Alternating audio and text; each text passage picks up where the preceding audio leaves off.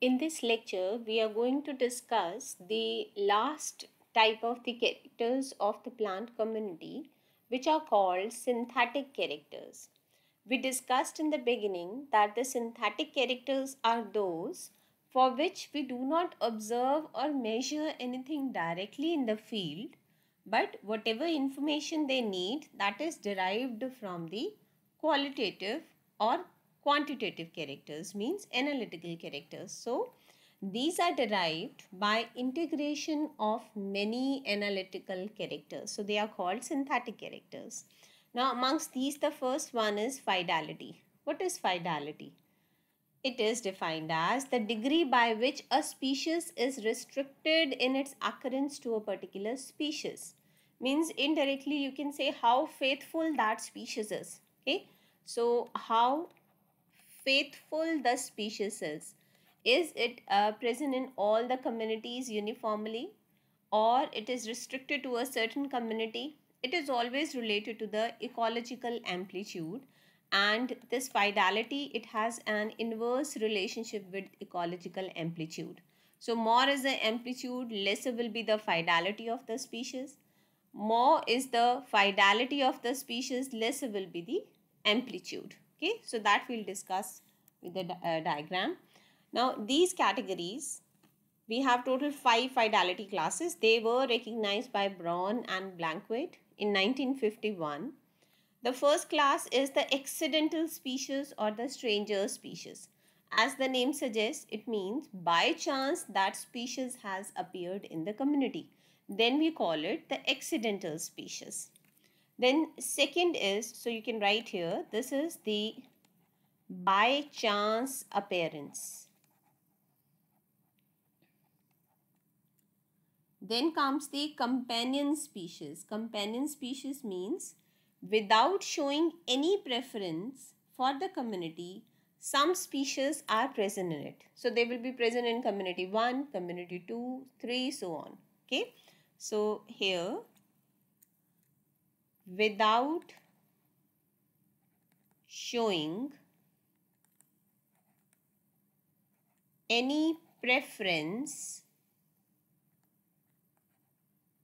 for the community, the species are present in it. Next is preferential species. It's also called hold.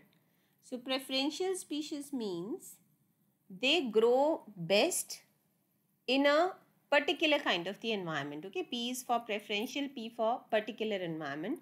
So they will survive, they will grow best in a particular kind of the environment, but they will be occurring in sufficient strength in other communities also.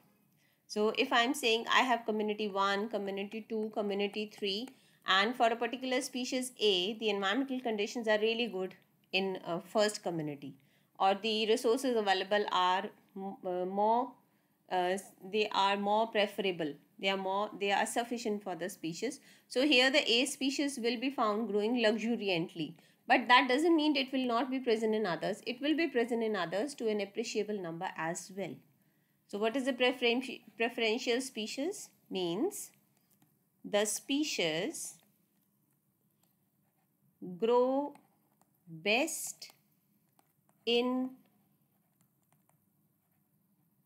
particular community but present in appreciable number in other communities too.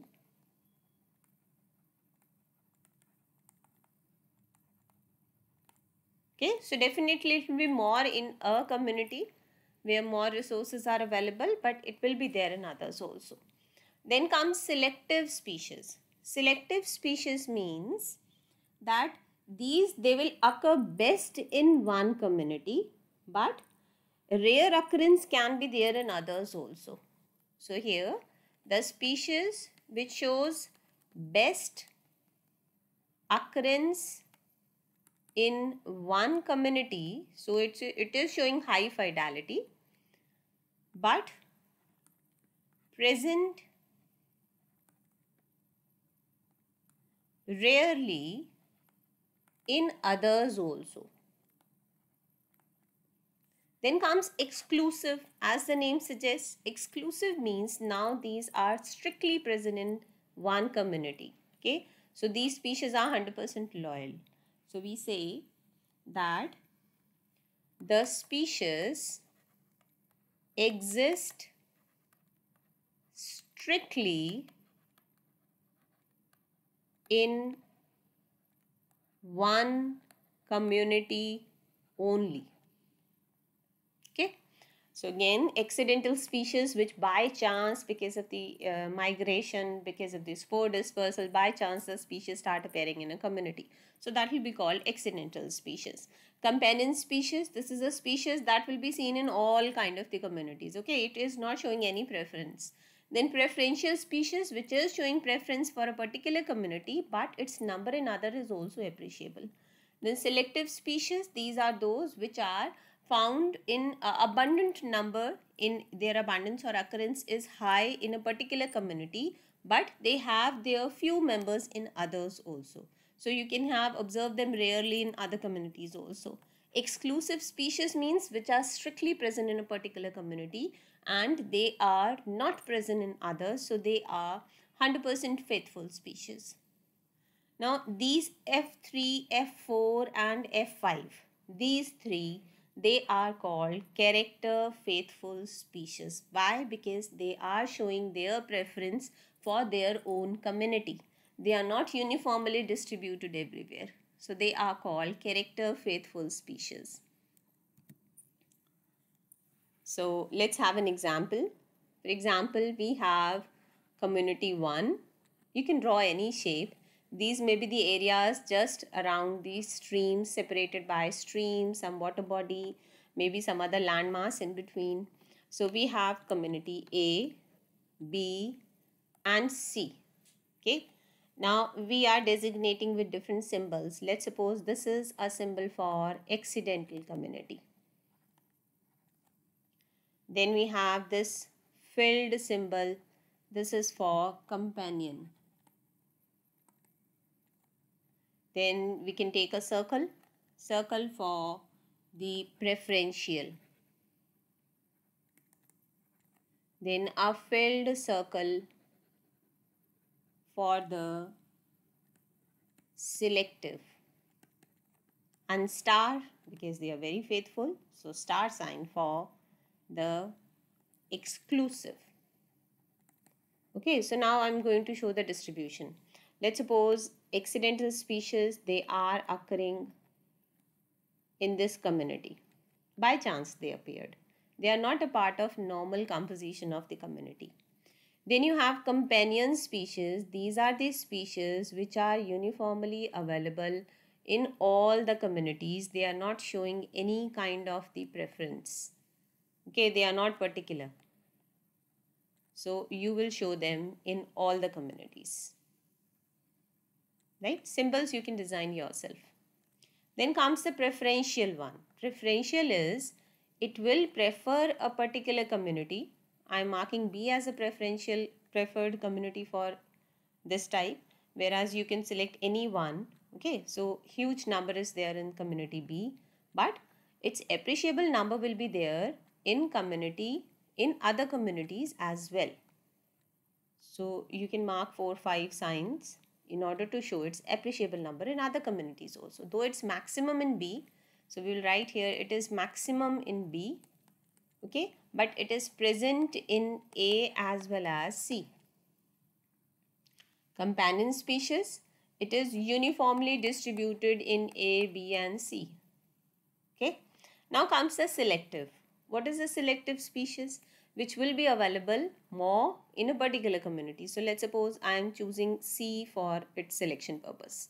So you will draw lot of full or solid circles in this area. Again, you can select by your own choice. Right? So it clearly shows that this is a preferred community for that species. So it will be maximum in C and it will be rare in A and B. So rare means you will show one or two signs here, one or two signs in this community. So it is available, but it is of rare occurrence. Then comes our exclusive species, star community. Star species. It's not a community. So exclusive species is the one which is restricted to only one community. So let's suppose I'm selecting this in order to mark this. So you will show its distribution. Number may vary. You can have number less abundance, more abundance. That is your choice. If you have space, you can make more signs. But you will draw that in only and only one community. Okay. So for this, it is there in A only. So this is how you can represent all these species, that what is their fidelity. So more will be the fidelity of the species, more will be the fidelity, less will be the ecological amplitude, means its availability or its composition over a landmass.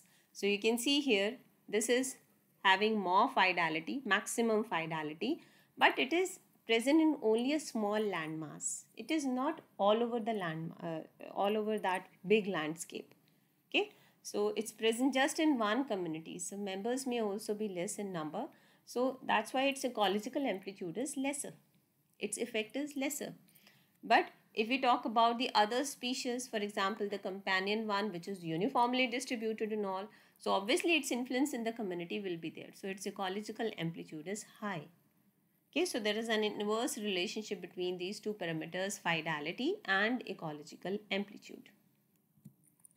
Now coming to the another synthetic character, the second one, it's called constancy or presence. As the name suggests, it means now we are talking about the presence of species in number of stands. Okay, if they are occurring regularly, they are appearing in the stands. If they are having the rare appearance, so on that basis. Now we use two words, constancy and presence. Presence is use the word if the sampling areas are of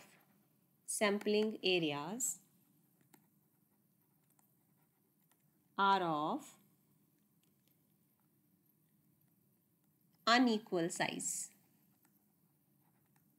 Okay, P, let's suppose for patches. And constancy, constant as the name suggests, so say here the sampling areas, they are of equal size. Sampling areas means when you are laying the quadrats. So you have selected a size for the quadrant and it will remain uniform. Then you will call that constancy. But if you are varying the size, let's suppose at particular site you had 25 into 50, at another site you had 25 into 25, you are varying the size. There is variation.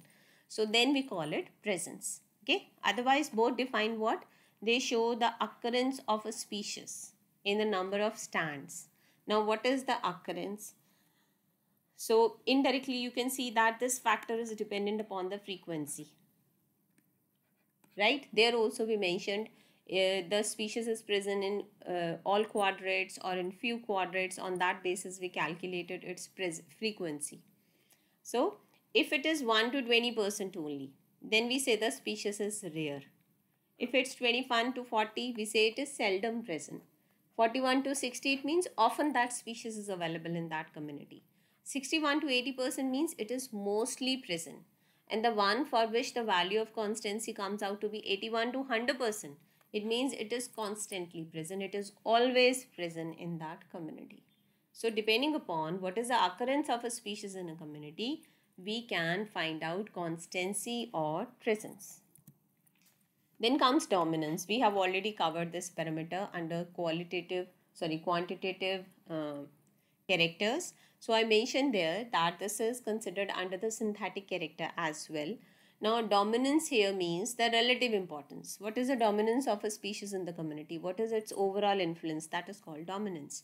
Now we can say it is not necessary that huge biomass will have more influence, will be dominant. Okay. For example, when we talk about a single tree in a huge grassland, that tree will be large, its area covered will be large, its biomass will also be high, but for a grassland community it is in minority, right? It will not show dominance. Similarly, when we are talking about the forest communities, there we know the major species are trees. So the role of the grasses in that particular area, though grasses are covering whole of the land in the forest area, but still their dominance will be lesser. The dominating species in a forest area are trees. Okay, right? So that is how we differentiate dominance. It is not dependent upon the size of that particular plant species, but it is, we consider the overall aspect. What is the distribution? What is the number of individuals of that particular species in the area? Now, further, the dominance, it was used by Curtis and McIntosh in a parameter called IVI. We have already started this, in which three different parameters, that is the relative frequency, relative dominance, and relative density, they were used in order to find out IVI, which means the overall importance of a species in a community. So that gives us the idea of the importance. Now comes the third character, which is called physiognomy. This is the third character. Physiognomy and patron. Physiognomy, that means appearance of the community. Okay. So when I am observing a community from a distance, what it look like, that will be obviously dependent upon its life forms. If it is having more of the woody species, then its appearance will be somewhat different as compared to the one which is having herbaceous species. So on the basis of life forms, what is the appearance of the community, we are not going to calculate anything, which we are not going to use here what are the number of plants of a particular type of species. No, we are not going to do that. We will deduce information from the analytical characters directly. There we have found the life forms in qualitative characters, density, cover, height, association, color, right? All this information we will draw from the analytical characters, and on the basis of that we will say this is the appearance of the community. We are not going to count each and every plant, I am saying. Okay, what is patron? Patron means what kind of the randomness you see in the arrangement of the plants in a community. Like if I say from an aerial view, if I say that, okay, I observed a community and this was the pattern of vegetation cover there. Okay. Then I observed another community, there was a stream there, and I observed that this was the pattern of the community spread in that area. It means we are seeing what is the non-random arrangement of the plants, right? This is a non-random, na? They are continuous. You can see here in this patch also the plant species are continuous. So this is a non-random arrangement of the plants into what? Into groups, into patches, into clumps. So that is called the pattern. So for a particular community we observe, we can draw also what is the pattern of the community.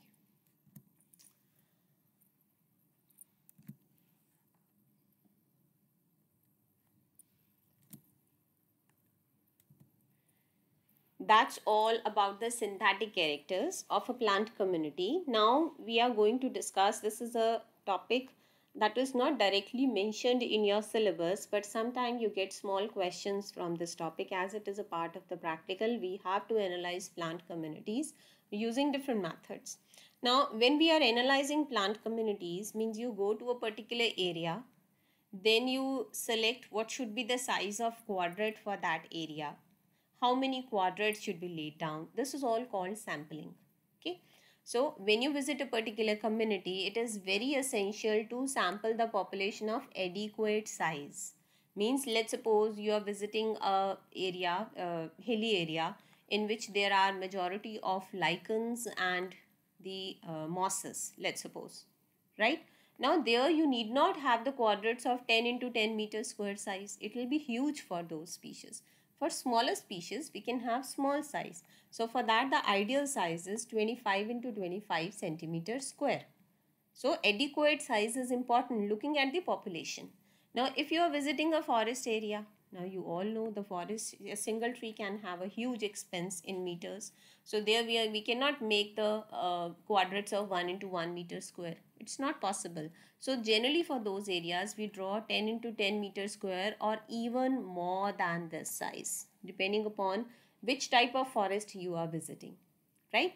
So this is the size, appropriate size. And secondly, you also observe how many quadrates should be laid down in that area. Now, why it is not that you count each and every plant of that area? Why? Because it is time consuming. it involves lot of labor, and it is a financial burden also. So that's why from that particular community, if I have a big community, from that I will have certain sampling areas which may be the quadratic areas, they may be by the line transect method also. So those areas, they will be used for sampling, for collecting the data, and they will give picture of, they will give picture of whole community. Okay, it should. So for that purpose, what observation is generally kept in mind, that whenever I am laying quadrates in that area, they should be random. They should not be selective, that okay, I am observing plant here, so I'll have all quadrates along this size. No. Okay, it should be random. Then it should cover 5 to 10% of the area. If this land, overall land, I am saying this is a 50 meter square land, then it must cover at least 5 meters square of the area. So your sampling size should be 1/10 of the overall size of that community. Okay, so this restriction is to be kept in mind while sampling a plant community. Now, which sampling techniques are used? The most common one is the quadratic method. Then we have a pointless or point method, transect method, and loop method. We'll discuss these all one by one. So today we are going to discuss quadrate method. What is a quadrate method? What is actually a quadrate? It is a rectangular or a square, and the size can also vary. It is a rectangular or square sampling area chosen for study. Okay, so you can have it exactly the square, or you can have it the rectangular one. For example, if you are having 15 to 50, it's a square. Let's suppose you are having 15 to 25 centimeter square, it becomes a rectangle. So it is a square or rectangular sampling area chosen for study. That is called a quadrate. Quad itself means which has 4 sides, right? Now size can vary. I told you earlier, if you are visiting a forest community, this size can go, it can be equal to or more than 10 into 10 meters square. If you are talking about mosses, it's a small area, then the size can go up to the 25 into 25 centimeter square. So accordingly it can vary depending upon the nature of plant community. Okay, these we'll discuss in the next slides. Now what are different types of quadrates? First is called the list or census quadrate. As the name suggests, we are just going to prepare the list of species. Means we are going to talk about the richness only. So you laid a quadrate, you went to a particular community, you laid first quadrate, note down the species in that. Then you went to the second quadrate, you notice the species in that. Only listing of the species. So that will give you the floristic composition of the area, okay, that what kind of species are existing in that area. Then count quadrate. Here you will list the species as well as you will count the number of individual plants also. Means it will give you the density, right? So here if you are saying observing species A, how many plants of A? How many plants of B? Of C? So density is also measured along with the frequency in case of count quadrates. Then come permanent quadrates. As the name suggests, permanent means in a particular location, now you are marking the ground, making a quadrate, and you will leave it as such. Why? Because you want to see seasonal variations of the vegetation there.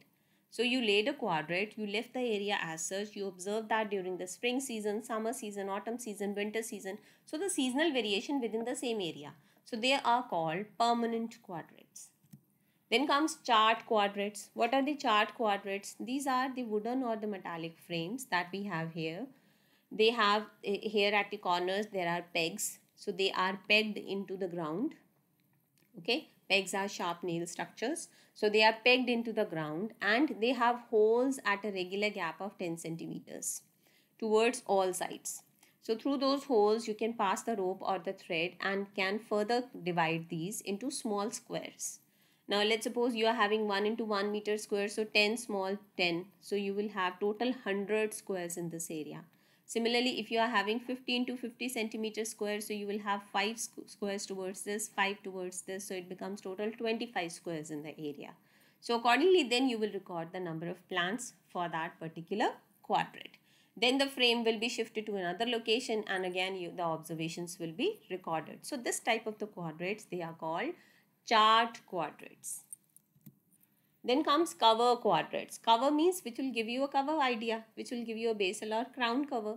So these are the one for which when you lay a quadrate, you are not going to count the or frequency only. You are also going to note down the cover, basal cover or the crown cover for that area. The cover means the area occupied by the plants, the ground area. That then you will call them cover quadrates. Then clip quadrates. These are interesting. We have mentioned a experiment in which biomass was to be determined, the above ground plant biomass, right? So there I told you that you have to clip the shoots from near the ground surface. So that is actually a kind of clip quadrate. So what you do in this case, you have a quadrate, you keep it at a particular location in the plant community, and you are going to chop off all plants in this area. From where?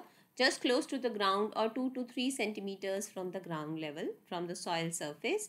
And then this tissue that will be used, this vegetable matter that will be used, either it will be weighed fresh or it will be oven dried, and from that you will have the idea of the biomass, the productivity of that plant community.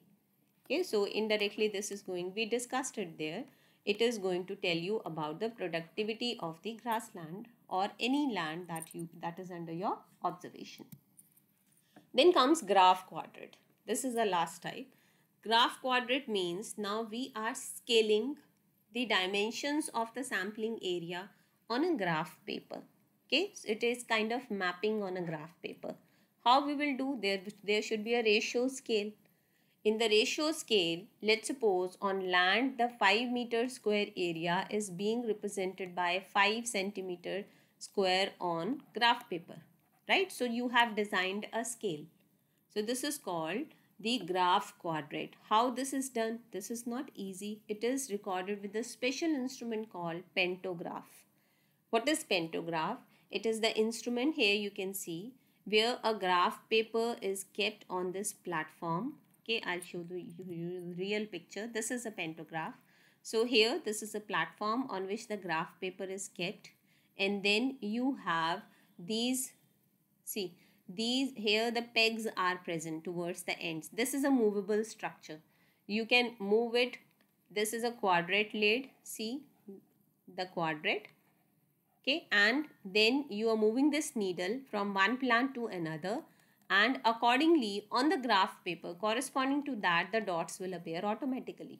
Okay, so here we have a needle, a pencil, so the dots will appear where that plant species you have encircled in the field.